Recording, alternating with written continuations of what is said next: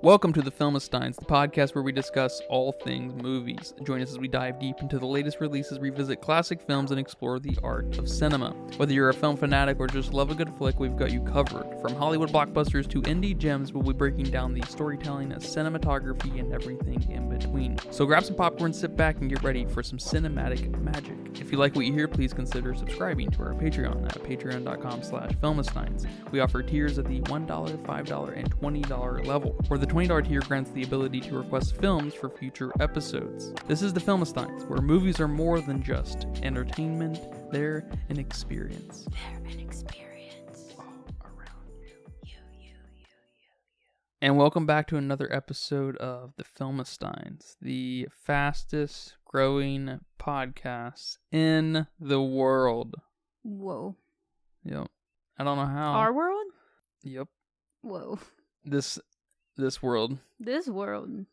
It's just how it is. That's how it has been for the last several weeks. I'm joined today, as always, by my friend who just picked up a blade, friend. No! Alright. I'll take it. Okay. I guess I'll take it. Okay. Today we are talking about the legendary 2017 Denis Villeneuve movie, Blade Runner 2049. Is it legendary? Well, the internet thinks it's legendary. Yeah, it's overrated. Blade Runner 1, this first one, or the first one and this one are extremely overrated films. I'm going to go out and say it right now. You want to put me to sleep?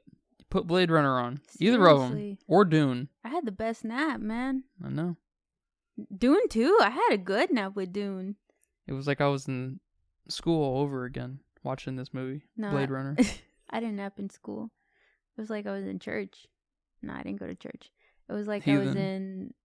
I don't know. I don't nap. At your mom's friend's house when you're bored as shit. Yeah, there you go. You just get sleepy. This movie it's probably, I will give it this, it's probably the best exercise of mood and aesthetic, right? Yeah. To see how much of a mood, how much a style can carry you through a film. It's not carrying me through almost 3 hours. I don't think any film can carry me through 3 hours. No aesthetic is going to do that. No soundtrack is going to do that. No mood. I don't care how much Ryan Gosling is in it. I like him, but I need a little more. At least make this movie half in length if that's what you're going to give me. Like Drive. I love Drive. It's very similar in mood, but it's only like an hour and some, like 40 minutes, so 50 maybe. It's not almost 3 hours. How long was no, I think that was 2 hours. How long was Guardians 3? It was like 2.5. 2.5? Almost, not quite. I didn't even feel those. I didn't feel that. But that's not almost 3 hours. That's still a whole nother 30 minutes. So a lot happens though in Guardians. Yeah. How many things happen in this movie, Blade Runner 2041? Like 2 things. Maybe 3. This is I'm not a Christopher Nolan defender by any stretch, but this is what I feel like people mean when they say Christopher Nolan films are pretentious. This movie is all talk and no walk, minus there is no talking either. You know, there's nothing in this movie. There's absolutely nothing going on. Yeah. I don't know what to say. I mean, I did fall asleep. I don't want to say it sucked, because that's not a great, review about this movie. You know, it didn't really suck. Barbie sucked. But, this didn't suck. It was just boring. Like, I get what you had to say.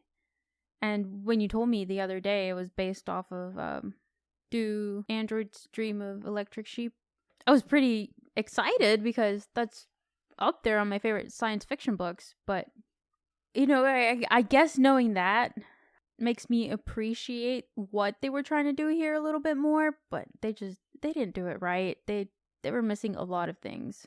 The dialogue, for sure. The pacing, oh my god, yes. You could have knocked out half of that. The first hour, really, when things, nothing was really picking up. until maybe we hit an hour, and then things started picking up, and then I was like, okay, all right, you're not boring me now. I'm mildly interested. I don't know. Everyone talks about how good it looks, but it just looked okay to me. I don't know what was supposed to look so good. You know, maybe some of the like city elements, those look pretty cool, I guess. And when we see Joy being advertised, that was pretty cool. But okay, that was like 10 minutes of the film, maybe. Yeah. Well, people are also referring to the big sweeping landscapes of everything. Just basically the cinematography / CG that's kind of going on here, and it looks cool, but it doesn't. It's just a bunch of cool stills. Like if you paused, it's true. If you pause this movie at any second, it's gonna be a beautiful shot. But for what? What does it add up to? Movie posters? You know, we just have this somewhat, conflicted, brooding Ryan Gosling thinking, you know what? Maybe I'm human, or maybe I'm this hybrid thing, this weird hybrid thing, for 75% of the movie, and then we just get that ripped out of us by this random ass motherfucker we saw at the upgrade station. It's just like, all right, that's where we went with that. She's basically like, honey, no, we all think we're her, but we're not. Like, no, bitch. Like, no, that doesn't even make sense. Like, they're close to the same age. They have the same memory. They were like, their DNA was replicated, right? We saw that when he compares their DNA, and one's a girl and one's a boy. And we're like, wait, are there twins involved here? But no, one was just his, and that's what they used to make him. So it makes sense he would really feel like that. So why are you saying that? Did you really feel like that? You're old as fuck. Really? Unless she was trying to go for a metaphor there, it didn't land. No, there were no metaphors here. The plot's a little stupid because we're kind of going on the back of all this stuff that happened in between the first one and second one, and we just get this conflicted character that's just not even really hardly a pawn in the whole mix of things. It didn't seem like them having to duplicate them basically even mattered. Like, she was still caged up. Like, why I don't know what that's about. If you can, feel free to tell me. Yes. And he's working for them. Like, this movie, this might be too much for me. I might not be smart enough for this. I'm sorry. Well, I guess we're a pair of dummies because... Pair of dummies. I think maybe they just needed to give him more internal conflict, because that's basically what he was struggling with. And that's kind of what the book is about. And I'm not familiar with the first Blade Runner at all.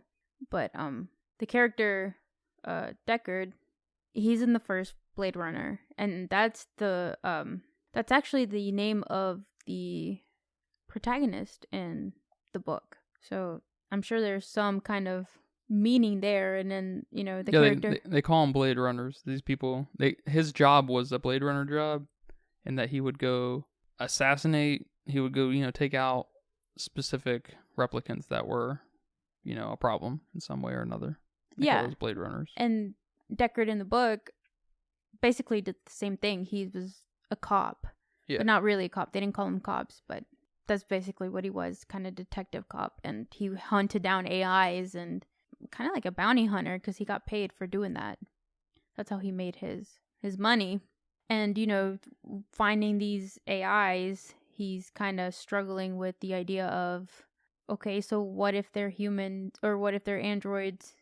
They can still kind of feel things, or there's still empathy here, or I have empathy, but do they have empathy? Like, are they tricking me? I mean, it's not really answering any of these questions. It's just to make you kind of think about these questions. Yeah, which is cool. Which is what the movie should have done. The first movie wants you to pick at the thread if Deckard is a replicant. Okay.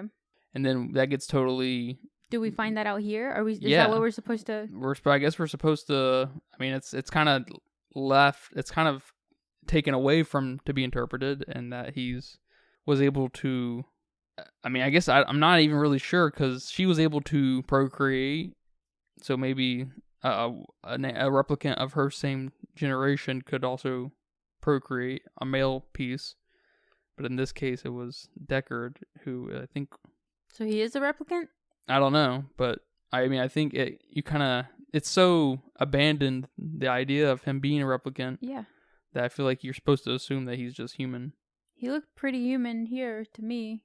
Nothing really stood out. I guess maybe just him surviving. Yeah, I don't know if they age like that, if they age at all. I don't know I don't know about that, because he definitely aged, Yeah. so maybe that's a sign. But I got the feeling that he was actually human, and that would be kind of the first component to be able to procreate with a replicant. Yeah. That would make sense. Yeah, I mean that's the problem with people trying to make, I guess directors trying to make films based off of sci-fi books. Because sci-fi books, they're not here to tell a story. They are, but they're not. You know, like you have your, big dog sci-fi books, which I think this is one of them. I would consider this one of them. And, At least influential. It may not be like Dune kind of Right, commercial right. success, but yeah. Yeah, War of the Worlds. Mm-hmm. Those kinds of books. And then you have your more like kiddish, kind of kiddish, I guess, like Ender's Game. Maybe put Dune in there. I don't know. Not kiddish. Kiddish is not the right word. Maybe just more. Yeah, I don't know. Ender's Game, the movie comes off very young adult. Young. It comes Yeah. off really like 8, 9-year-old kind of. That's what you'd expect to watch the movie. But I'm not. Yeah, I don't know about the book. Dune, I would say it kind of fits the Tolkien bill a little more. Yeah. Whatever age demographic you think that is. Yeah. See, I don't know. I don't. My age demographics for reading is all fucked up because I don't know who reads. So who's reading these books? Tell me. But the books like, Do Androids Dream of Electric Sheep and War of the Worlds and, How to Survive in a Science Fiction Universe. Like those books are so complicated. There's so much there that you have to think about. And I think you even said this word, like they're kind of philosophically charged. Or politically. Which are both extremely hard to capture. Yeah. In a very linear movie, Yes. That we're surrounded by one. We really kind of have to be surrounded, but we have to really be engaged and behind one specific character for them, or an entourage of characters, ensemble. I mean, and book can be a lot more flexible. We got. That's why one reason Game of Thrones is so fucking cool, but it works better in a TV, 100-hour TV show. So. Yeah, it's a challenging thing, and I know we've talked about before with when you have these more complicated books. Really, just any book of worth any weight, right? Worth anything of substance, any substance. You have to and to make a movie kind of inspired by it or adapted by it, you kind of need to run with a very specific vision thread in mind. Like in The Shining, we run with. I hate that it's even called The Shining, but they need to tether it to the book, of course. But they run with, a character study of just the weight of what a set of conditions can do to an individual. Mm-hmm. But we don't get The Shining. Do you even know what The Shining is? It's an ability that a couple characters have in that universe. Oh no, I didn't even know that. Yeah, and then the sequel, whatever it's called, what's it called? Oh, the sequel, Dr. Sleep, is. The movie gets kind of into it in a proper way, what you'd expect. It's different. I mean, it is different. They kind of try to tie it to Stanley Kubrick's The Shining, and that's fun and all. It's trying to capture kind of that real je ne sais quoi of that movie, but it is different, and there was no chance in hell that you're going to capture anything that Stanley Kubrick was able to capture in a Dr. Sleep movie that's not by him. I mean, it's probably not even possible to kind of tether them because it's not a sequel movie, It's not sequel-worthy movie at all. Because Is that what we have here? Kind of a forced sequel? But not, according to Ridley Scott, the guy who did the first one, he had 2 films in mind after that first one, and he never got around to it just because he's licensing with, I don't know if it's Philip specifically. I don't know how old he is, but his estate or whoever, kind of made that impossible for a long time. And he was actually behind this originally. Ridley Scott was. He was going to direct it, and then he got tied up with Alien, which I can't blame him. Alien is his baby. Yeah, I guess Philip Dick died on March 2nd, 1982. Okay. So. Yeah, so it wasn't him. It was whatever he left that. It was rights to. Mm-hmm. So that's probably one reason it was a big headache. Kind of the opposite of what we're seeing with the Tolkien stuff now. After Christopher Tolkien or whatever, his son passed in like 2014 or whatever, we've been seeing that license kind of loosen up, and pretty much anyone can work on a Tolkien project now. So, and I guess in this movie, and the first one, they kind of ran with, the specific thing they ran with was just mood and color, or lack of, in the first one. The first one's pretty much black the whole time. Really? It's super dark, man. If you don't have an OLED, I don't know how. Well, CRT TVs back in the day were a little bit different. We saw color in a little more interesting light. No pun intended. But today, with our flat screens and stuff, that movie really suffers unless you have an OLED TV. But it's still just an exercise of mood and aesthetic, and it's cool. Both are gonna be endlessly studied for the end of time for what a movie can look like, and should look like if you're trying to pursue certain ideas. But man, it's just this movie is just not for me at all. And I like experiential films, but this. Who is this movie for then? Film bros. Because god damn, this is their I guess anthem the movie. people who like Dune love this movie. Oh yeah, they're film bros, man. They love that. No, and you're supposed to have this debate, with humans versus AIs, and feelings and memories and all these things that we experience as humans, but these AIs are experiencing them, and I'm assuming you're supposed to have this kind of empathy for them, or I think there's something supposed to be. There's supposed to be something there that we're supposed to feel or experience for these AIs, but we don't. I mean, I'm sorry, but Kay or Joe, whatever the fuck his name is, Joe was the worst name they could have possibly went with, but whatever. Then he's Canadian, so I don't know. Dude, I wanted to be crying at the end of the movie when you died. I need to be bawling if I made that connection. If I made that, if I captured whatever you were supposed to give me, but I didn't. I don't know why we couldn't have just got The Shining approach, in that it was just a straight up character study of him dealing with this problem, and then everything that has to do with Deckard can kind of still play out, but we get more kind of internal thought. God, I would hope more fucking dialogue in some way, maybe just with Joy, and that all kind of plays out in the background and is not a focal point at all. Mm-hmm. And we still see Harrison Ford and whatever, because he was he's the guy from the first movie, and people love him. I think he's terrible. I think Harrison Ford is terrible.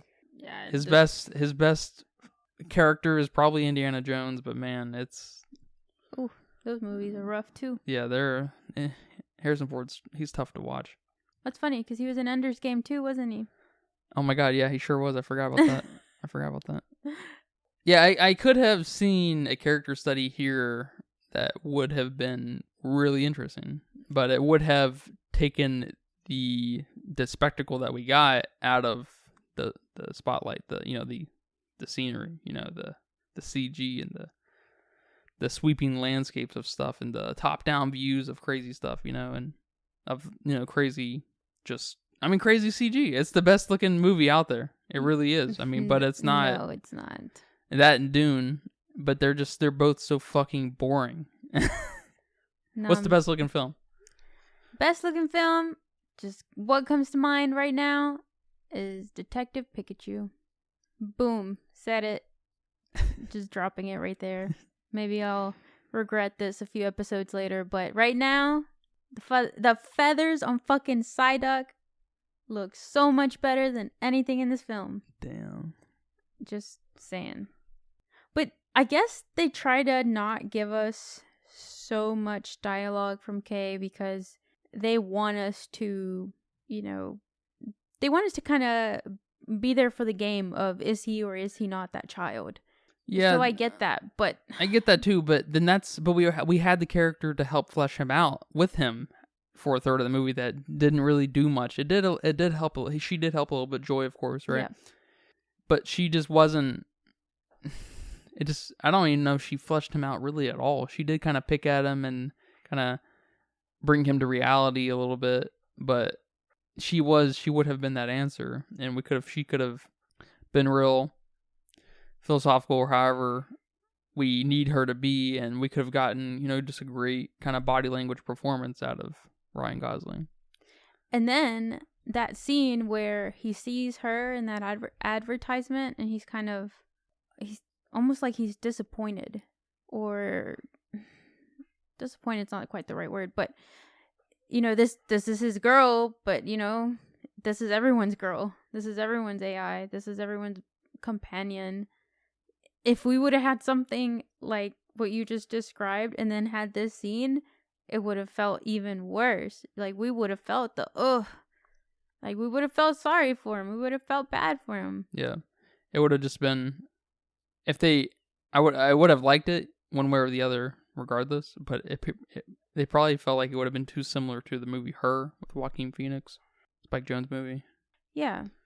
So maybe they were trying to also a super fucking clean movie, man. That's got some good CG, nice aesthetic. Yeah, I remember watching that, but I don't even know if I finished it. That's one of my favorite movies. Yeah, I think you made me watch that, but I probably fell asleep. I mean, there's so many good movies out there that are kind of similar in concept, so it's okay to do what they did. Just do it different, do it better. Do it different and better, not do it different or better, because you definitely did it different. Yeah, just better. My favorite part, the only part that really I liked as far as watching, that was kind of engaging and fun. Like fun as far as like, performances and stuff, was when he came across Morgan from The Walking Dead. Mm-hmm.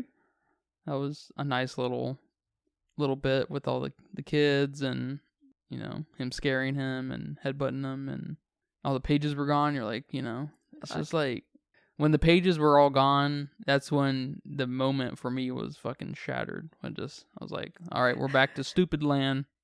Of course they're fucking gone. Yep, this movie. Yeah, this movie's hard to like.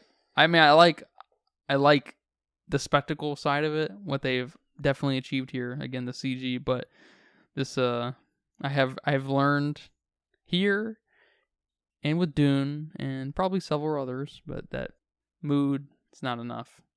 Aesthetic is not enough. I like experiential films too, but I guess that's what length really plays a big role in that, I guess, at some point. And this did not do anything for me. Nothing. Same. And I like Ryan Gosling. He's one of my favorite actors. And we even have our dude Bautista in there. Yeah, I love Bautista. That was probably my second favorite part, the intro part. It's a pretty good intro, actually, and Bautista's got the most interesting dialogue in the whole movie. Him and Jared Leto, but that's like, I don't know, maybe 8 minutes of interesting of them combined. Yeah, combined. Yeah. Yeah. No, I completely agree with you. The tree out front, the dead tree that's being held up by the ropes tied to the ground, the tethers and stuff. It's cool, but numb. No. This movie's fucking lifeless. Yeah, I definitely agree. I do not understand the hype behind this movie. Yeah, I definitely don't. And okay, it's just film bros. You're telling me film bros are the ones that are just writing reviews? Mm-hmm. They are. They're one of those loud internet communities that can completely slant a movie or game or whatever a certain way. Yep. Yes, they are. One of the most interesting parts of this film that it was so minor, but it was so cool that you could have played it up a lot better, a whole lot better, was the test that they perform on him to, I guess, get his response on where he is on, his replicant. Lame. They made it so lame. So fucking lame, but that's so cool.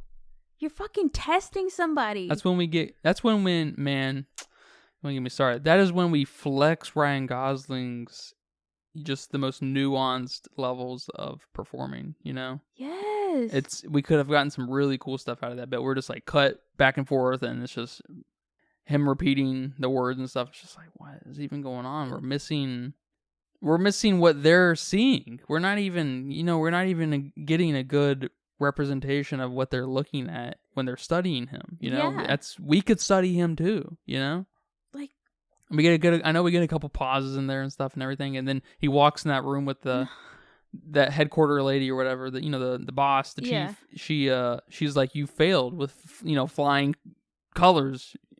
And we're just like, he did? Did he? Yeah. We weren't getting that feeling at all. You know, he paused a couple times stuff, but he also paused the first time he went through. Yes. So it's like, okay, all right.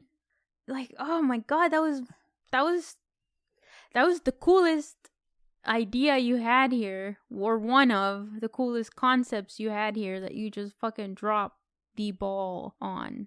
And then when that lady with the replicant lady with the love with the fucking stupid ass bangs. Her bangs are way too short. Oh my god. Girl, you're a replicant. You should be perfect in some way. Get that hair fixed. But their whole interaction, so bad. So fucking bad. I couldn't believe it. I was like, this is not happening in this movie. This movie's way too highly produced. Yeah, I was reading somewhere that they were going to make Kay afraid of water. But then they just decided to drop that idea because, they already had so much other concepts here. They didn't want to add something else. I'm like, that would have been cooler. That would have at least made the ending scene cooler. It would have made it something, man. The end scene sucked. I could not believe. I was like, this is how we're wrapping up their little conflict, the girl with the bangs and Ryan Gosling's character. This is it. And how we're saving Harrison Ford. This is it. Yep. I was just like, I can't believe it. And it's so dark, and you're just like, what is? Yeah. And it's happening so slow. Like the ship's kind of going into the water real slowly and stuff, and the fighting, of course, is. Nah. Man, you want to make fun of someone? I know people were making fun of James Gunn apparently about his fight sequences. You want to make fun of someone's fight sequences? Oh my god, this. It's only 1v1. It's not the craziest fight, right? But this. And then Dune's fight sequences are so bad. That early fight sequence where I think it's like the earliest fight sequence in Dune. It's just... I don't remember anything about that movie except sand. It's so bad. Hey, the sand is beautiful. The sand is beautiful. The worm is beautiful too. I'll give him that. The ships, there's a lot of beautiful things, but that is... If I want to see beautiful things, I can just look outside, man. We live in a beautiful world. All right. Yeah. I can whip out any fucking video game. There's every world in a video game's beautiful today. You know what I mean? If I want a beautiful world, I just ask a AI to paint me a beautiful world. That's not enough. It's nothing. It's a cool exercise. It's something you do when you're in undergraduate school for whatever program, whatever filmmaking program, for whatever art program you're in. It just, not to say this film feels student, because it's definitely not, because it's, you gotta see, you can just fucking see it. There's nothing conceptual really about this, but it's kind of like with Christopher Nolan, where he's like really obsessed with obscuring sound and making you really fight to understand what the fuck is going on, like dialogue wise. It's kind of like this, but that he's just not giving you anything. Yeah. Really, I mean, he's giving you a little bit, but he's not giving you 3 hours worth. It's almost like movies like this need to have the book of the thoughts of the director's thoughts and the commentary. Yeah, there you go. We need the commentary. But I need a version book. of this. Yeah. In this scene, this we one have especially, this. Jesus. Yeah. I bet you that's a pretty nice way to watch it, because it helps you appreciate what just kind of is visually happening. Because that's all the fucking film is it's visually. It's visually a masterpiece. I mean, at least you had that. I'll say, and I know a lot of other people will, and it's like, I mean, to be honest, that's the only thing I've ever heard people compliment this movie on is its visuals. And I know it won a bunch of awards, yada yada, about that stuff, and it got nominated for other shit too. But not what I'm reading. I mean, yes, okay, yes, and people are complimenting how this was a genius film and how it was the sequel they needed. in what way? And for example, I think I read a reviewer saying that it was the ending, where they're drowning. The ending was so powerful that you didn't know if Kay was gonna, kind of accept Harrison Ford's character or kill him. I was like, you did? You felt that right then? Really? At the when he's drowning? When they're drowning. Yeah. He's like, you didn't know if he was going to rescue him or if he was actually going to save him or if he was just going to kill him. I'm like, I did not see any of that emotion going through. Yeah, Ryan Gosling's character was kind of a pushover. I mean, he was not a force to be reckoned with. There was nothing. He was pretty much just a good guy for no reason whatsoever. He was even like, I really hate to, kill my own kind with Bautista. You know what I mean? But it's like, it's my job. I'm probably going to be killed if I don't kill you. Mm-hmm. And it's like, so if he's not, I mean, I guess he was also charged to handle Deckard, right? But he's now conflicted with who he is and where he came from. So, and of course, Deckard is his fake daddy. Yep. And he doesn't really care. I mean, he's an android, okay. But I mean, an important point of both of these films is indistinguishableness of the two, right? That's kind of an important point of the android concept, right? Yes. So we just get that pulled out from under us. Like, all right. Yeah, we didn't even get to play the game. We didn't get to, Well, the game was the first one, I guess. What game? What first one? Of wondering if he's even, wondering how he feels about himself, really, and all right, what he is. Do it here too. You can do it here. And a lot of the reviews talk about how this film was very much like its own thing. You didn't need to watch Blade Runner to watch this. You wouldn't be confused if you didn't watch Blade Runner. Yeah. I was like, well, okay, but I'm still confused. And I didn't watch the first one. So it's not a confusion of continuing. I'm confused too, and I watched it. I'm confused why this movie was made. And then multiple people I read said that Jurassic World should take notes from this. I mean, in some ways, sure, but at least Jurassic World has a story to tell. Well, at least aesthetically, Jurassic World could learn a lot from this, but you can't. That Jurassic World would have probably been a $300 million movie if they adopted these things. Yeah, this movie costs a lot of money because of all of its master CG. I mean, ultimately. Yeah, and dinosaurs are cool, so Jurassic World's got that, but also androids are fucking cool. And we didn't get cool androids here. I mean, Love was, say what you want about her bangs, but at least she was kind of a savage. She went and killed that girl. And then sort of. She said, yeah, they're going to believe me. I'm going to tell them you hit me first. It's like, oh, damn. At least we got a little bit of that. I mean, that's fair. I didn't like her performance, so I'm a little down on her. I didn't like either of those main chicks, really. I like Joy's performance. She was okay. What's her name? Anna Day Ames or whatever. She's Marilyn Monroe in that Blonde movie. I didn't watch that. I think you watched that. Which is better than this movie. It's not great. But yeah, Bautista and Jared Leto, I like them in this though. But they probably say fewer than 100 words. Well, so does Ryan Gosling probably too, but they're on screen for probably 4 minutes each. Yep. I would have preferred the first act to be completely revolve around Ryan Gosling's character and Bautista's character, and that they kind of get to know each other or something, and they have some time to talk, and it's like really. And then he fucking kills him. And then he kills him. He's like, Yeah. and Bautista maybe he still fights him.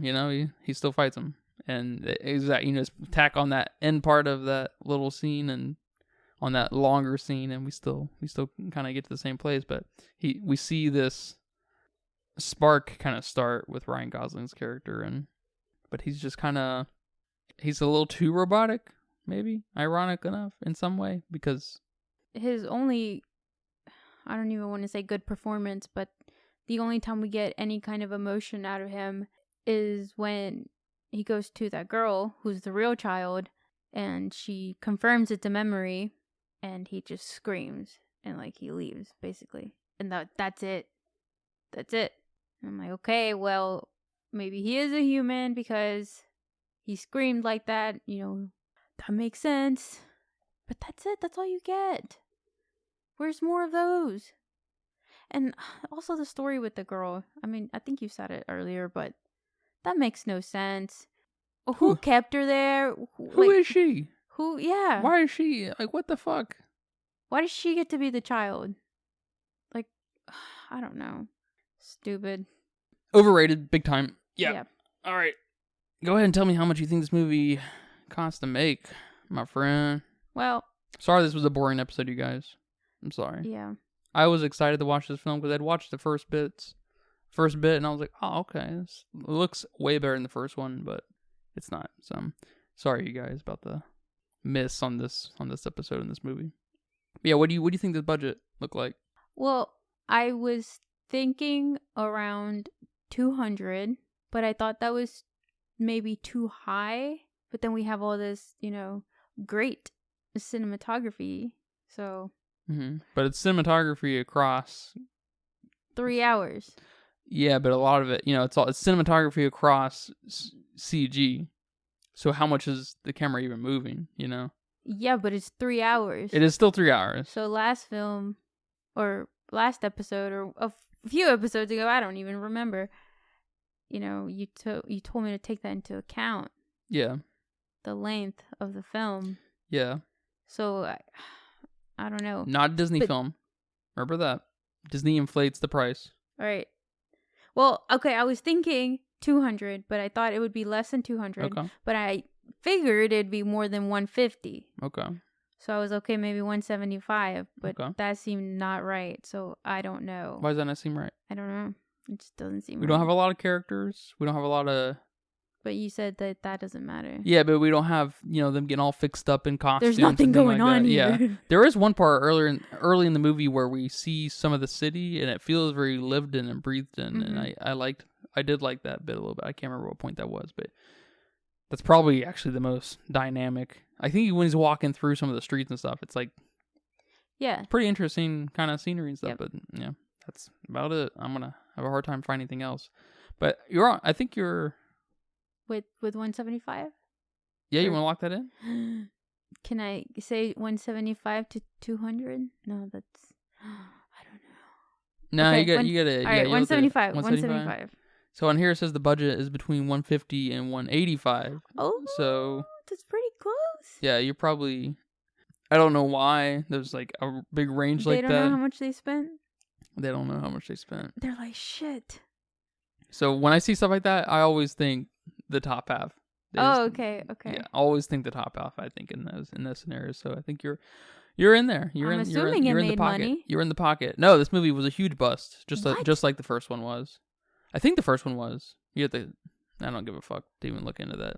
But people are saying this movie was a huge bust. This movie lost millions and millions and millions of dollars, tens of millions of dollars. I probably lost somewhere around $150 million. And it's funny because it won a couple Oscars and has all these accolades and stuff and all this big fandom. Saying yeah. This was the best movie of 2017, which that's a fucking lie right there. I have pulled up all the movies in 2017. Go ahead and tell me a couple. All right, you ready for this? First of all, Beauty and the Beast, the remake. So, okay. Okay. You have War of the Planet of the Apes, or what? Yeah. Okay. Come on, that one's awesome. John Wick 2, Guardians 2. And then Okay. this is your favorite movie of 2017? A ghost story? There you go. Oh, I love A Ghost Story, and I love the film. I mean, there's, some Bobo ones like Jumanji and Logan. Jumanji's better than this. Yeah, so this movie ended up making about $267 million. So, Damn. big bust. Big bust. I'm so sorry. I will say Denis Villeneuve is probably not a super expensive director, but Roger Deakins is probably the most expensive DP, and he's the guy. He was the camera guy on this. Well, So there, he knows that. I know we'll never know, but the budget doesn't always include the DP, but sometimes it does. But I think it depends on the caliber of the DP. So that's hard to know. And then of course Ryan Gosling, he probably made more than needed. Yeah, but you said that didn't count in the budget, right? No, I'm just thinking to make money. Oh, to make money. This movie probably needed to make this. When you get into the multi-$100 million world of monies, actors are not getting paid $50 million very often for a project. That's pretty rare. So you can't do the multiply by 3 thing so easily, because normally the rule of thumb is to multiply the budget by 3 for production, your producers, actors, director, and then marketing. So those are the 3 things. But when your movie costs $200 million to make, you're not spending $200 million in advertising. That's not happening. Yeah. And then on top of that, your producers are probably also not making, or are all not expecting to make $200 million off of it. They're not, you know what I mean? Yeah. Of course, when it makes $600 million, they're like, oh yeah, we made a lot of money off of this. They're gonna take everything they can. Of course, that's part of the problem that's going on today, right, with the strike. But yeah, this movie probably needed to sit around, I would imagine, $350 million to $400 to make money. So. Damn, that sucks. Yeah, so I mean, it definitely, without a shadow of a doubt, did not make money. We will not see a Blade Runner for a long time. That sucks probably. To get so many positive reviews and all these people claiming to have been their favorite movie of the year and awards and whatnot, but you didn't make shit. You guys didn't go see it. Obviously, it's like how people talk about like Zelda Ocarina of Time or Majora's Mask, and like kind of Zelda during the Nintendo 64 GameCube era. It's like, and pretty much any GameCube game, it's like, you like Thousand Year Door or whatever, and Pokemon Colosseum. It's like, no, you don't. You didn't play that. No one did. You weren't there. Especially if you weren't fucking alive, you definitely didn't play it. Yep. No one. That's exactly what it's like. Yeah, that's what's happening here. No one went to go see this movie. That is unfortunate, because as much as I don't like this movie, it's it fits. People. I'm happy that people do like it, but it kind of fits the bill with Barbie. I like Barbie a little more than this movie, for different reasons. I don't. I should say I like them probably about the same, but I like them for different reasons. That's what I should say. They're kind of on the same level, though. Okay. They're on the same level. Okay. Because aesthetically, man, I can't tell you, it cannot be overstated that Blade Runner is on its own level, but it's just an exercise of CG and aesthetic. I don't see it. And you don't see it? My eye's not there, maybe. Yeah, it's hard. It's also hard, I think, especially if your eye isn't there, because it's so fucking dark so many places. So it's just like, why? It doesn't even matter if it's beautifully rendered, It's just because I'll say that about Dune. I'll agree to that about Dune. Dune's I can a beautiful see it in ass Dune. movie. It's so beautiful, Yeah. but not this one, man. Maybe that nap was too good. I don't know. That was too good. Yeah, no one. Yeah, that's unfortunate, because I was gonna say I want movies like this and Barbie, and I want these kinds of movies to succeed so we can see the dethroning of fucking Marvel and stupid shit like this, so we can have other movies kind of float to the top and proliferate newer, different ideas. And not this. I don't want to say the Marvel same stuff over and over again, but just not superhero shit, Not that I have anything against superheroes, but it's just. I don't know. It sounds like it now.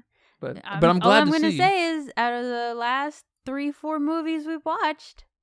Guardians 3 was the Guardians best. the best movie we've seen in like a month, no doubt. So, But I'm also happy to see things like Fast and Furious, kind of bubble up there. Mario, of course, right? And the new Spider-Man. wait, of you course, want to too. see Fast and Furious up there? I'm happy to see it up there because it's it's something different. But I don't know if we're ever gonna see the new Fast and Furious movie. I mean, I don't know. I haven't been studying film that long, but maybe it's a little overstated how the top is just dominated by Marvel. Maybe it's a little overstated, too. I don't know. And I mean, I think it's already been Taken over? taken over. I think it's falling at least. It's definitely falling. I think we did see the trailer for Blue Beetle when we went to go see Barbie. Well, it's a DC film, so But that's a DC film. a little bit different. But is it superheroes or is it Marvel? Oh, it's Marvel because DC's just I can't even see them way down there. They're so far down there. Who? DC who? I want to see the new Flash movie though because of all the legalities they're kind of facing right now. Apparently, they used a bunch of old actors that played old Flashes and old Batmans and Supermans and stuff without their consent. And they not only used them, but they generated their likeness with AI. And so and that's a concern with the strike right now is through voice and likeness. And it's fucking hilarious that we're there during the strike. That's hilarious. We were there before the strike because Flash was, gosh. I think it came out before the strike started, which is, it's awesome. That's funny. I want to see Blue Beetle because George Lopez is in it. Yeah, I want to see Blue Beetle because of George Lopez too. That's I do. My boy. Forgot about him being in that. I didn't. You said you saw him or heard him or whatever. I heard him. I kind of saw, and I forgot my glasses when we went to the movie. I have to rewatch that trailer. But, I kind of saw, a Mexican-looking guy, and then the voice. That's his voice. That's his voice. It is. I can't believe I didn't notice. That's crazy. But it was only like a split second, so that makes sense. All right. Well, thank you for watching this film with me. Thank you for giving me a pretty good nap. Thank you guys for listening to this episode. I'm sorry, the next episode will be, I don't know if it'll be better because we're in the middle of that movie right now. But it will definitely be better. Oh, okay. At least from my point of view. Okay. It is or was, I don't know. We'll see. We'll see how it ends. One of the most anticipated movies. That's craziness. So good for you. Thank you. Good for you. All right, guys. Take care. Bye-bye. Bye-bye. And that's a wrap for today's episode of the Filmistines. Thanks for tuning in and joining us on our cinematic journey. We hope you enjoyed our discussion and gained some new insights and perspectives on the world of movies. Don't forget to subscribe to our podcast on your favorite platform, especially Patreon at patreon.com/Filmistines. Mm-hmm. And follow us on social media for more film-related content. We love hearing from our listeners, so if you have any feedback, suggestions, movie recommendations, or book recommendations, please feel free to reach out to us. Until next time, keep watching and keep loving the magic of movies. This is the Filmistines, signing off.